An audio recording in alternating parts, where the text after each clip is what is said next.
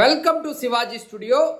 ఈరోజు మన టాపిక్ విజయవాడ వరద బాధితులకు అందిస్తున్నటువంటి సహాయ సహకార కార్యక్రమాల్లో గౌరవ ముఖ్యమంత్రి చంద్రబాబు నాయుడు గారు, నాదెండ్ల మనోహర్ గారు జుట్లు పట్టుకొని కొట్లాడుకుంటున్నారంట. ఆ వార్త ఏందో ఒకసారి మీకు వివరించే ప్రయత్నం చేస్తా. ఇది నేను చెప్పింది కాదు. వైఎస్ఆర్సీపీ అనుకూల సోషల్ మీడియాలోను, వైఎస్ఆర్సీపీ అనుకూల మీడియాలోను ఈ వీడియో తెగ ట్రోల్ అవుతోంది. ఒకసారి చూద్దాము. జనసేనకు తెలుగుదేశంకు మధ్య ఏదో విభేదాలు వచ్చినట్లు తెగ తిప్పుతా ఉన్నారు ఈ వీడియో. ఒకసారి చూద్దాం పదండి.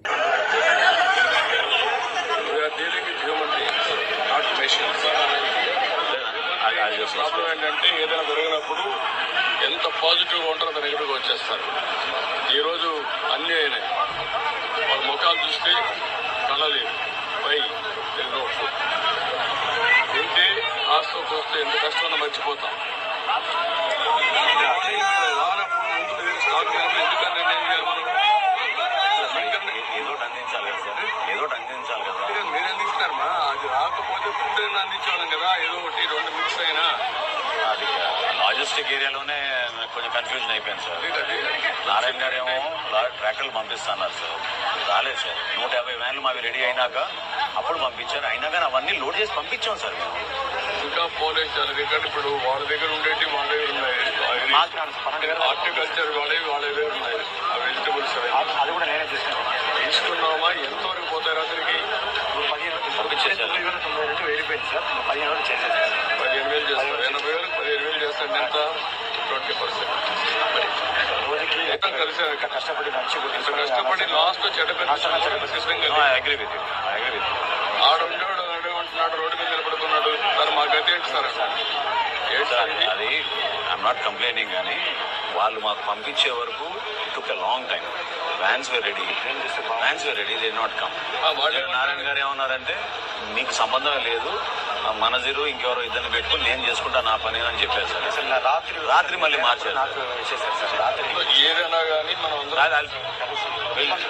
చేశారు. వాళ్ళు కాదు, మీరు రెస్పాన్సిబుల్.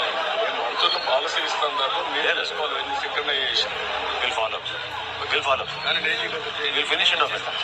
ఈ వీడియోను వైరల్ చేస్తూ వాళ్ళిద్దరు ఏదో కొట్టుకున్నారని, వరద బాధితులకు అందించేటువంటి సహాయ సహకారాలు మొత్తం విఫలమైందని, దానికి కారణం నాదెండ్ల మనోహర్ మీద తోసేస్తూ తెలుగుదేశం సేఫ్ అయిపోయిందని పులిహోర కలిపి రాత్రి 12 గంటల నుంచి ఇప్పటి వరకు వైఎస్ఆర్సీపీ సోషల్ మీడియాలోనూ అదేవిధంగా మెయిన్ స్ట్రీమ్ మీడియాలో కూడా రకరకాల కథనాలు ప్రచారం చేస్తున్నారు. ఈ వీడియోని మీరు టెలికాస్ట్ చేసే బదులు ఇదే వీడియోని ఎక్కడో బెంగళూరులో గెస్ట్ హౌస్ లో ఉన్నటువంటి జగన్ మోహన్ రెడ్డి గనుక చూపిస్తే, ఒక ముఖ్యమంత్రి ఏ విధంగా పని చేయాలి, ఒక ముఖ్యమంత్రి మంత్రి దగ్గర ఏ విధంగా పని రాబట్టాలి, ఒక ముఖ్యమంత్రి ప్రజా సమస్యలు వచ్చినప్పుడు ఏ విధంగా స్పందించాలి, అదే విధంగా ఒక మంత్రి ఏ విధంగా పనిచేయాలి, ఒక మంత్రి ఏ విధంగా బాధ్యతాయుతంగా ఉండాలి అని ఈ ప్రైవేట్ వీడియో చెప్తుంది. ఇట్లా రిలేషన్ లేకే కదా 150 ఓట్ల నుంచి 5 పీకేసి 11 సీట్లు వచ్చింది. ముఖ్యమంత్రికి మంత్రికి మధ్య ఇలాంటి రిలేషన్ ఉంటే, మంత్రికి ఎమ్మెల్యేలకు మధ్య ఇలాంటి రిలేషన్ ఉంటే, ముఖ్యంగా ముఖ్యమంత్రికి ప్రజలకు మధ్య ఇలాంటి రిలేషన్ కొనసాగి ఉంటే ఈసారి ప్రతిపక్ష హోదా అయినా తక్కేది. ప్రతిపక్ష హోదా కూడా లేకుండా పీకేయడానికి ప్రధాన కారణం జగన్ మోహన్ రెడ్డి అనే అతను మంత్రులకే కాదు మనుషులకే అందుబాటులో ఉండడం లేదు, అస్సలు అపాయింట్మెంటే ఇవ్వడం లేదనే కదా 151 సీట్ల నుంచి 11 సీట్లకు పడిపోయింది. మీరు ఇలాంటి క్లిప్పింగ్లు ఇంకెన్ని ప్రచారం చేసినాను, జనసేన తెలుగుదేశం పార్టీ వచ్చే ఎన్నికల్లో కూడా కలిసి పోటీ చేస్తాయి. ఇది నా మాట కాదు, సాక్షాత్తు పవన్ కళ్యాణే ఈ పొత్తు కనీసం 10 సంవత్సరాలు కొనసాగాలి అని ఆశాభావం వ్యక్తం చేశాడు.